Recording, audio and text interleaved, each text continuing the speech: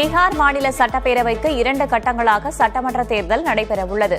பீகார் சட்டமன்ற தேர்தல் அட்டவணையை தலைமை தேர்தல் ஆணையர் ஞானேஷ்குமார் வெளியிட்டார். அந்த வகையில் முதற்கட்ட வாக்குப்பதிவு 121 தொகுதிகளில் நவம்பர் 6ஆம் தேதி நடைபெறும். 2ஆம் கட்ட வாக்குப்பதிவு நவம்பர் 11ஆம் தேதி நடைபெறும். வேட்புமனு தாக்கல் நடைமுறை முதற்கட்ட தேர்தலுக்கு வரும் 10ஆம் தேதியும் 2ஆம் கட்ட தேர்தலுக்கு 13ஆம் தேதியும் தொடங்குகிறது. நவம்பர் 14ஆம் தேதி வாக்கு எண்ணிக்கை நடைபெறும் என்று அறிவிக்கப்பட்டுள்ளது. 7,43 லட்சம் பேர் வாக்களிக்க தகுதி பெற்றிருப்பதாகவும் இதில் 14 லட்சம் பேர் முதல் முறை வாக்காளர்கள் என்றும் தலைமை தேர்தல் ஆணையர் ஞானேஷ்குமார் தெரிவித்தார். வாக்கு இயந்திரங்களில் வேட்பாளர்கள் படங்கள் வண்ணத்தில் பெரிய எழுத்துக்களில் முதல் முறையாக இடம்பெற உள்ளது என்றும் அவர் கூறினார்.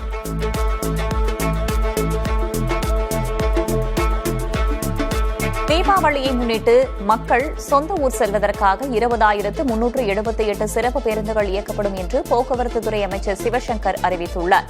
தீபாவளி வரும் 20ஆம் தேதி கொண்டாடப்படுகிறது. இதையொட்டி வரும் 16ஆம் தேதி முதல் சிறப்பு பேருந்துகள் இயக்கப்படும் என்று அமைச்சர் சிவசங்கர் அறிவித்துள்ளார்.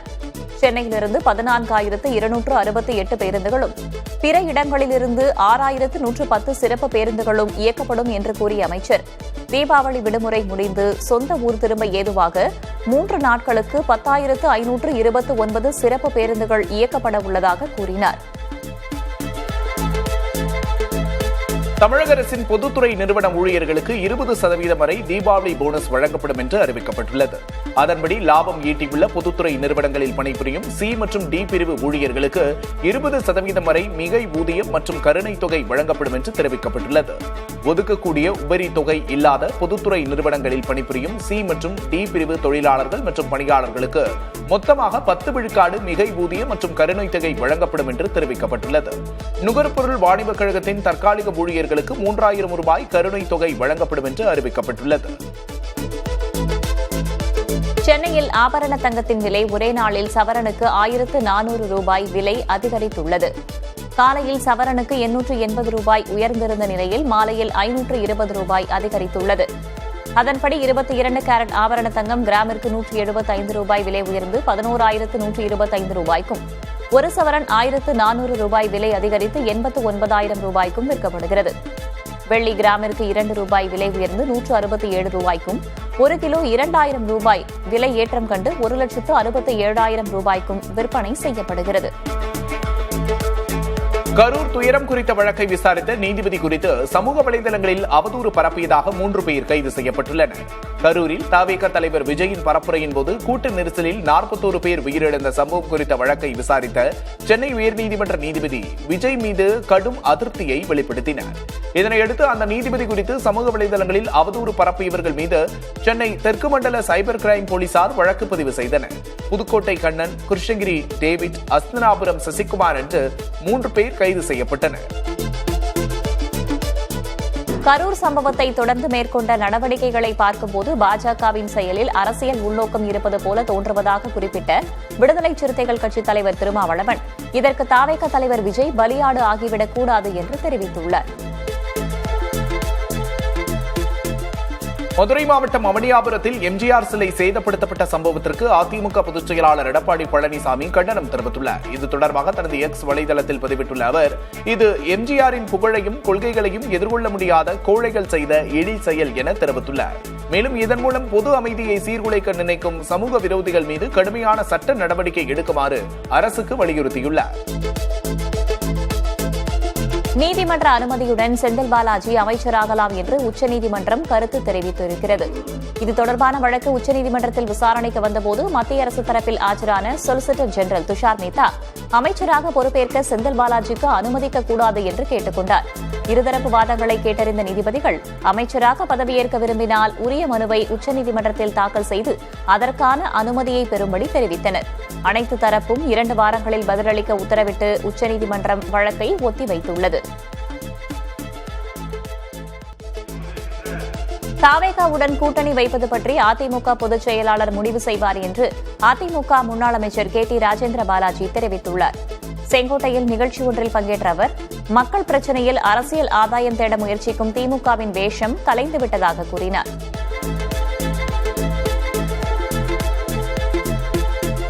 கரூர் கூட்ட நெரிசல் விவகாரத்தில் விஜயை பாதுகாக்க வேண்டிய கடமை பாஜகவுக்கு இல்லை என அக்கட்சியின் முன்னாள் மாநில தலைவர் அண்ணாமலை கூறியுள்ளார். கோவையில் செய்தியாளர்களை சந்தித்த அவர், கூட்ட நெரிசல் விவகாரத்தில் விஜயை முதல் குற்றவாளியாக பதிவு செய்தால் வழக்கு நிற்காது என்றும், இந்த விவகாரத்தில் விஜயை குற்றவாளியாக ஆக்க முடியாது என்றும் தெரிவித்தார். அரசியல் ஆசைக்காக வேண்டுமானால் விஜயை கைது செய்யலாம் என கூறிய அண்ணாமலை, மறுநாளே விஜய்க்கு ஜாமீன் கிடைத்துவிடும் என்று குறிப்பிட்டார். மருத்துவமனையில் அனுமதிக்கப்பட்டுள்ள பாமக நிறுவனர் ராமதாசுக்கு ஆஞ்சியோகிராம் செய்யப்பட்டுள்ளது. இதயம் தொடர்பான பரிசோதனைகளுக்காக சென்னை 1000 விளக்கு பகுதியில் உள்ள அப்போலோ மருத்துவமனையில் ராமதாஸ் நேற்று அனுமதிக்கப்பட்டார். ஆஞ்சியோகிராம் செய்யப்பட்டுள்ள நிலையில் அவரை சந்தித்து உடல் நலன் குறித்து கேட்டறிய அவரது மகனும் பாமக தலைவருமான அன்புமணி மருத்துவமனைக்கு சென்றார். ஐசியூவில் மருத்துவர்கள் கண்காணிப்பில் ராமதாஸ் உள்ளதால் அவரை சந்திக்காமல் அவரது உடல்நிலை குறித்து மருத்துவர்களிடம் அன்புமணி கேட்டறிந்தார். சென்னை அப்போலோ மருத்துவமனையில் சிகிச்சை பெற்று வரும் ராமதாஸ் மற்றும் வைகோவை முதல்வர் ஸ்டாலின் நேரில் சந்தித்து நலம் விசாரித்தார். பாமக நிறுவனர் ராமதாஸ் இருதயம் தொடர்பான சிகிச்சைக்காக அப்போலோ மருத்துவமனையில் அனுமதிக்கப்பட்டுள்ளார். அவரை முதல்வர் ஸ்டாலின் நேரில் சந்தித்து நலம் விசாரித்தார். அதே மருத்துவமனையில் காய்ச்சல் காரணமாக கடந்த 2 நாட்களுக்கு முன்பு மதிமுக பொதுச் செயலாளர் வைகோவும் அனுமதிக்கப்பட்டுள்ளார். அவரையும் முதல்வர் மு.க.ஸ்டாலின் சந்தித்து நலம் விசாரித்தார். பாமக நிறுவனர் ராமதாஸ் நலமுடன் இருப்பதாகவும் நாளை வீடு திரும்புவார் என்றும் அக்கட்சியின் கௌரவ தலைவர் ஜி.கே. மணி தெரிவித்துள்ளார். சென்னை அப்போலோ மருத்துவமனையில் சிகிச்சை பெற்று வரும் ராமதாஸை சந்தித்த பின்னர் செய்தியாளர்களிடம் பேசிய அவர், முழுமையான இருதய பரிசோதனை செய்ய வேண்டும் என்பதற்காக ராமதாசுக்கு ஆஞ்சியோகிராம் செய்யப்பட்டதாகவும் அதில் எந்த பாதிப்பும் இல்லை என்றும் தெரிவித்தார். நேபாள நாட்டில் தொடர் மழையின் காரணமாக ஏற்பட்ட பெரும் வெள்ளம் மற்றும் நிலச்சரிவில் சிக்கி 50க்கும் அதிகமானோர் உயிரிழந்துள்ளனர். மீட்புப் பணியில் ராணுவம் களமிறக்கப்பட்டுள்ளது. வெள்ளத்தில் சிக்கி தத்தளித்தவர்கள் ஹெலிகாப்டர் உதவியோடு மீட்கப்பட்டனர். நேபாளத்தின் 7 மாநிலங்களில் 5இல் மழை பாதிப்புகள் ஏற்பட்டுள்ளன. பாக்மதி உள்ளிட்ட ஆறுகளில் வெள்ளம் கரை புரண்டோடுகிறது. மேலும் சில நாட்களுக்கு மழை நீடிப்பதோடு மண் சரிவுகளும் ஏற்படும் என்று எச்சரிக்கப்பட்டுள்ளது. டார்ஜிலிங் நிலச்சரிவில் சிக்கிய சுற்றுலா பயணிகளில் கிட்டத்தட்ட அனைவரும் பத்திரமாக மீட்கப்பட்டுவிட்டதாக மேற்குவங்க முதல்வர் மமதா பானர்ஜி தெரிவித்துள்ளார். நாங்கள் அனைத்து சுற்றுலா பயணிகளையும் மீட்டுவிட்டோம் என்று மமதா கூறினார். டார்ஜிலிங்கில் தொடர் கனமழை காரணமாக சனிக்கிழமை ஏற்பட்ட நிலச்சரிவில் சிக்கி 20 பேர் உயிரிழந்தனர்.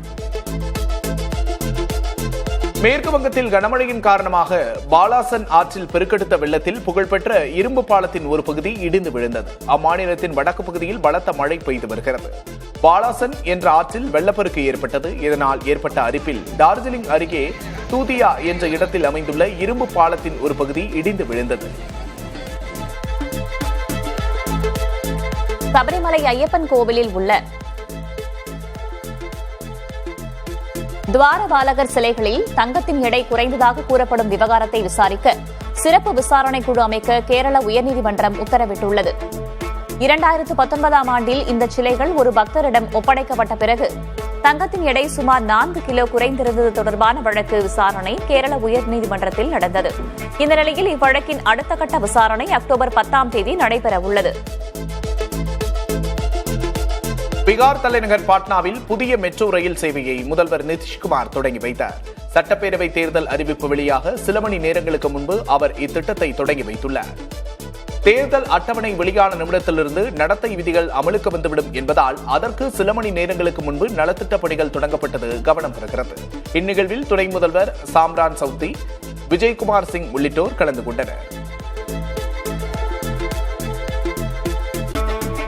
உச்சநீதிமன்ற தலைமை நீதிபதி மீது வழக்கறிஞர் ஒருவர் காலணி வீச முற்பட்டது பரபரப்பை ஏற்படுத்தியுள்ளது. வழக்கமான அலுவல் நடைபெற்றுக் கொண்டிருந்த போது வழக்கறிஞர் ஒருவர் மேடை அருகே வந்து காலணியை கழற்றி அதை தலைமை நீதிபதியை நோக்கி எரிய முற்பட்டார். அப்போது அருகில் இருந்த பாதுகாவலர் அதனை தடுத்து நிறுத்தினார். அந்த வழக்கறிஞரை காவலர்கள் வலுக்கட்டாயமாக வெளியேற்றினர். அப்போது அவர் சனாதனத்திற்கு அவமதிப்பு நேர்வதை அனுமதிக்க முடியாது என்று கூச்சலிட்டார். இதனையடுத்து அவரது வழக்கறிஞர் உரிமம் இடைநீக்கம் செய்யப்பட்டுள்ளதாக அகில இந்திய பார் கவுன்சில் தெரிவித்துள்ளது. காஷ்மீரை தொடர்ந்து ஹிமாச்சல பிரதேசத்திலும் பனிப்பொழிவு சீசன் தொடங்கியுள்ளது. ரோதங் பாஸ் உள்ளிட்ட உயரமான பகுதிகளில் பனி மூட தொடங்கியுள்ளது. இதன் காரணமாக வெப்பநிலையும் வெகுவாக குறைந்துள்ளது. சாலைகளில் பனி படர்ந்திருப்பதால் பல பகுதிகளில் போக்குவரத்திற்கு தற்காலிக தடை விதிக்கப்பட்டுள்ளது. சுற்றுலா பயணிகள் வரவேண்டாம் என்று மாநில அரசு சார்பில் அறிவுறுத்தல்கள் வழங்கப்படுகின்றன.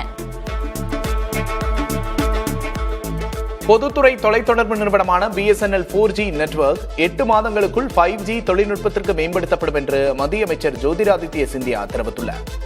கவுடில்யா பொருளாதார மாநாட்டில் பேசிய மத்திய அமைச்சர் 4G டெக்னாலஜியோடு 92,000க்கும் மேற்பட்ட தவறுகளை பிரதமர் மோடி தொடங்கி வைத்ததை சுட்டிக்காட்டினார். இவை அனைத்தும் விரைவில் 5G தொழில்நுட்பத்திற்கு மேம்படுத்தப்படும் என்று தெரிவித்த அவர், சர்வதேச பதற்றங்களுக்கு மத்தியில் செழிப்பை தேடுபவர்கள் இந்தியாவில் முதலீடு செய்ய வாருங்கள் என்று அழைப்பு விடுத்தார்.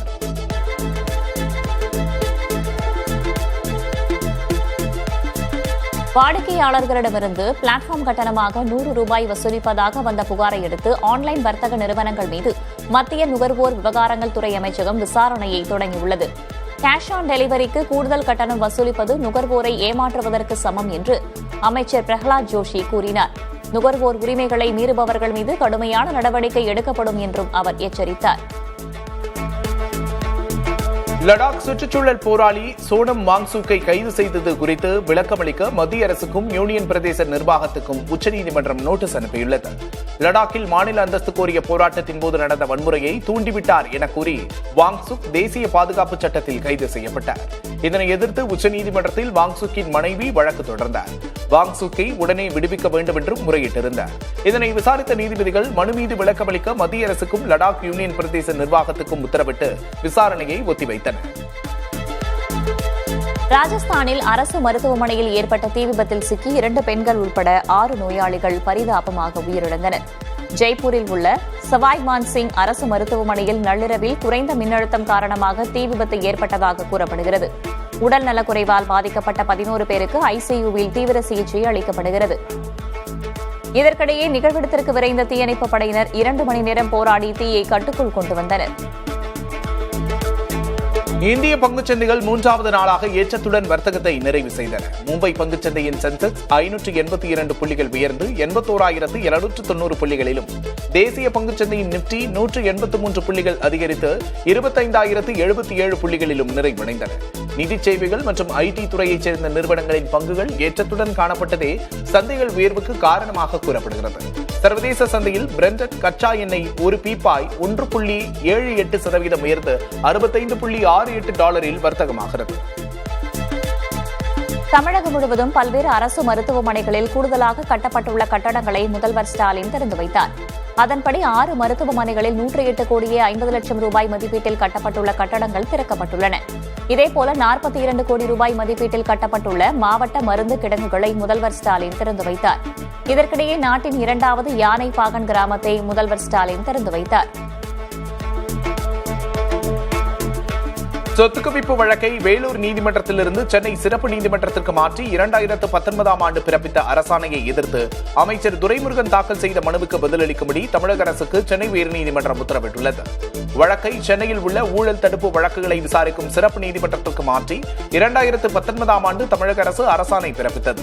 இந்த அரசாணையை ரத்து செய்ய கோரி துரைமுருகன் சென்னை உயர்நீதிமன்றத்தில் தாக்கல் செய்திருந்த மனுவை விசாரித்த நீதிபதி V. லட்சுமி நாராயணன் தமிழக அரசுக்கு அக்டோபர் 23ஆம் தேதிக்குள் பதிலளிக்க உத்தரவிட்டு விசாரணையை ஒத்திவைத்தார். அரசு ஊழியர்களுக்கான ஓய்வூதிய திட்டங்கள் குறித்து ஆய்வு செய்ய அமைக்கப்பட்ட குழு இடைக்கால அறிக்கையை வழங்கிய நிலையில் சென்னை தலைமைச் செயலக ஊழியர்கள் கருப்பு பட்டை அணிந்து கொண்டு பணிக்கு வந்தனர். ஓய்வூதிய திட்டங்கள் குறித்து வழங்கப்பட்ட இடைக்கால அறிக்கையில் உள்ள தகவல்கள் என்ன என்பது குறித்து தெரியவில்லை என்றும், முழு அறிக்கையை வழங்க கால நீட்டிப்பு வழங்க எதிர்ப்பு தெரிவித்தும் அவர்கள் கருப்பு பட்டை அணிந்து வந்தனர். இலங்கை கடற்கொள்ளையர்களால் தமிழக மீனவர்கள் தாக்கப்படுவதை கண்டித்து நாகை நம்பியார் நகர் மீனவர்கள் தொடர் வேலை நிறுத்தத்தை அறிவித்துள்ளனர். கொலைவெறி தாக்குதலுக்கு உள்ளான நம்பியார் நகரைச் சேர்ந்த 11 மீனவர்கள் படுகாயங்களுடன் சிகிச்சையில் உள்ளனர். அச்சமின்றி மீன்பிடி தொழில் செய்ய மத்திய மாநில அரசுகள் நடவடிக்கை எடுக்க வலியுறுத்தி தொடர் வேலை நிறுத்தம் மேற்கொள்ள உள்ளதாக நம்பியார் நகர் மீனவர்கள் அறிவித்துள்ளனர். 500க்கும் அதிகமான ஃபைபர் மற்றும் விசைப்படகுகளை கரையிலேயே நிறுத்தியுள்ளனர். தேனி மாவட்டத்தில் உள்ள மேகமலை அருவியில் நீர்வரத்து சீரானதால் சுற்றுலா பயணிகள் குளிக்க அனுமதிக்கப்பட்டுள்ளது. மேற்கு தொடர்ச்சி மலைப்பகுதிகளில் பெய்த கனமழையால் கோம்பைத்தோடு அருகே உள்ள மேகமலை அருவியில் வெள்ளப்பெருக்கு ஏற்பட்டது. இதனால் கடந்த 2 நாட்களாக சுற்றுலா பயணிகள் குளிக்க வனத்துறை தடை விதித்திருந்தது. தற்போது அருவியில் நீர்வரத்து சீராகியுள்ளதால் சுற்றுலா பயணிகள் குளிப்பதற்கான தடையை வனத்துறை நீக்கியது. திருவண்ணாமலை அருகே பெய்த தொடர் கனமழையால் அமிர்தி நாகநதி ஆற்றில் வெள்ளப்பெருக்கு ஏற்பட்டுள்ளது. ஆரணி மற்றும் அதன் சுற்றுவட்டார பகுதிகளான கண்ணமங்கலம், மண்ணாங்குளம், அமிர்தி உள்ளிட்ட பகுதிகளில் கடந்த சில தினங்களாக தொடர் கனமழை பெய்து வருகிறது. இதன் காரணமாக அமிர்தி, நாகநதி ஆகிய ஆற்றில் வெள்ளம் பெருக்கெடுத்து ஓடுகிறது. இதனால் நீர்நிலைகளின் நீர்மட்டம் உயர வாய்ப்பிருப்பதாக விவசாயிகள் மகிழ்ச்சி தெரிவித்துள்ளனர். வண்டலூர் பூங்காவில் மாயமான சிங்கம் மீண்டும் தங்குமிடம் திரும்பியதாக பூங்கா நிர்வாகம் தெரிவித்துள்ளது. சென்னை அருகே வண்டலூர் அறிஞர் அண்ணா உயிரியல் பூங்காவில் லயன் சஃபாரிக்கு புதிதாக விடப்பட்ட 6 வயது ஆண் சிங்கம் ஒன்று ஒரு நாள் முழுவதும் மாயமானதால் பூங்கா ஊழியர்கள் அதிர்ச்சியடைந்தனர். 25 ஹெக்டேர் வனப்பகுதிக்குள் சுற்றி வந்த அந்த சிங்கம் மீண்டும் தானாகவே தனது தங்குமிடத்திற்கு திரும்பி வந்துவிட்டதாக பூங்கா நிர்வாகம் அறிவித்துள்ளது. அதேபோல பூங்காவை சுற்றியுள்ள பாதுகாப்பு வேலிகள் எதுவும் சேதமடையவில்லை என்றும் பூங்கா நிர்வாகம் விளக்கமளித்துள்ளது. இருமல் மருந்து காரணமாக மத்திய பிரதேசத்தில் உயிரிழந்த குழந்தைகளின் எண்ணிக்கை 14ஆக அதிகரித்துள்ள நிலையில் கோல்ட் கிரிப் சிறப்புக்கு 9 மாநிலங்கள் தடை விதித்துள்ளன. மத்திய பிரதேசம், ராஜஸ்தான், தமிழ்நாடு, கேரளா மாநிலங்களில் இருந்த இருமல் மருந்தை பயன்படுத்த ஏற்கனவே தடை விதிக்கப்பட்டுள்ளது.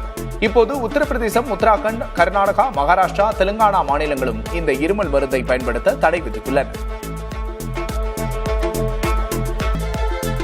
காசாவை விட்டு வெளியேறாவிட்டால் முற்றிலும் அழித்து ஒழிக்கப்படுவீர்கள் என்று ஹமாஸ் கிளர்ச்சி குழுவை அமெரிக்க அதிபர் டிரம்ப் எச்சரித்துள்ளார்.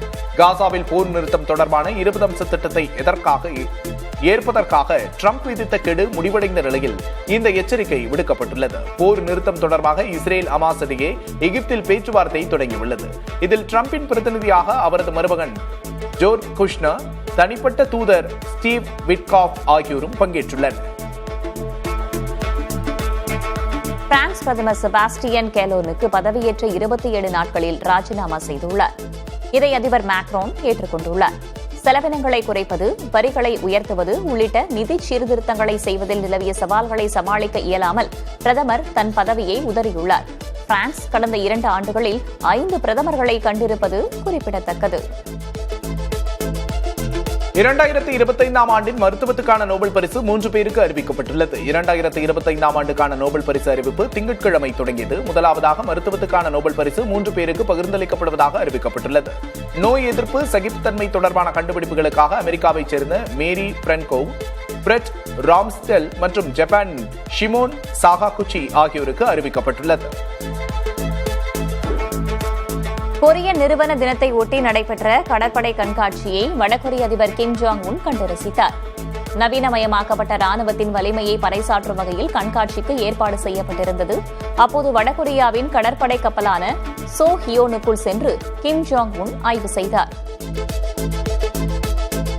இந்தியாவுக்கு கச்சா எண்ணெய் விநியோகம் செய்வதில் ரஷ்யா முதலிடத்திலேயே தொடர்கிறது. செப்டம்பரில் இந்தியா தினசரி 47 லட்சம் பேரல்கள் கச்சா எண்ணெய் இறக்குமதி செய்த நிலையில் இதில் ரஷ்யாவிடமிருந்து 16 லட்சம் பேரல்கள் இறக்குமதி செய்யப்பட்டிருப்பதாக கெப்லர் நிறுவனத்தின் புள்ளி விவரங்கள் கூறுகின்றன. அமெரிக்காவின் அழுத்தம் இருந்தபோதிலும் மலிவு விலை கச்சா எண்ணெயை வாங்க இந்தியா ரஷ்யாவை சார்ந்திருப்பது தொடர்கிறது என்றும் மொத்த எண்ணெய் இறக்குமதியில் 34% ரஷ்யாவிடமிருந்து பெறப்படுவதாகவும் கூறப்படுகிறது. அமெரிக்காவின் நியூ மெக்சிகோ மாகாணத்தில் 53வது சர்வதேச பலூன் திருவிழா தொடங்கியுள்ளது. ஆர்தர் கியூ நகரில் நடைபெற்று வரும் இந்த பலூன் திருவிழாவில் எண்ணற்ற பலூன்கள் வானை அலங்கரித்தன. 9 நாட்கள் நடைபெற இருக்கும் இந்த திருவிழாவில் 500க்கும் மேற்பட்ட ஹாட் ஏர் பலூன்கள் இடம்பெறவுள்ளன. கடந்த 1972ஆம் ஆண்டு முதல் நடைபெற்று வரும் இந்த பலூன் திருவிழா உலகின் மிகப்பெரிய பலூன் திருவிழாவாக அறியப்படுகிறது. குடியரசுத் தலைவர் திரௌபதி முர்மு வரும் 22ஆம் தேதி சபரிமலை ஐயப்பன் கோவிலில் தரிசனம் செய்ய உள்ளார். அக்டோபர் 22 முதல் 24ஆம் தேதி வரை கேரளாவில் திரௌபதி முர்மு சுற்றுப்பயணம் மேற்கொள்கிறார். இந்த சுற்றுப்பயணத்தின் முதல் நாளிலேயே அவர் சபரிமலையில் தரிசனம் செய்ய உள்ளது குறிப்பிடத்தக்கது. இதன் மூலம் சபரிமலைக்கு வருகை தரும் முதல் இந்திய குடியரசுத் தலைவராக திரௌபதி முர்மு இருப்பார். இதனிடையே மலையாள துலாம் தமிழின் ஐப்பசி மாதாந்திர பூஜைக்காக சபரிமலை கோவில் நடை வரும் 17ஆம் தேதி திறக்கப்படுகிறது. இமயமலைக்கு ஆன்மீக பயணம் சென்றுள்ள ரஜினிகாந்த் அங்கு உற்சாகமாக எடுத்துக்கொண்ட புகைப்படங்கள் வெளியாகியுள்ளன. ஆன்மீகத்தில் அதீத ஈடுபாடு கொண்ட ரஜினிகாந்த் ஆண்டுதோறும் இமயமலைக்கு செல்வதை வழக்கமாக கொண்டுள்ளார். இந்த நிலையில் இமயமலைக்கு சென்றுள்ள ரஜினி ரிஷிகேஷ் ஆசிரமத்தில் தங்கியுள்ளார். பாபா கோவிலில் தரிசனம் செய்துவிட்டு ரஜினிகாந்த் சென்னை திரும்ப உள்ளார்.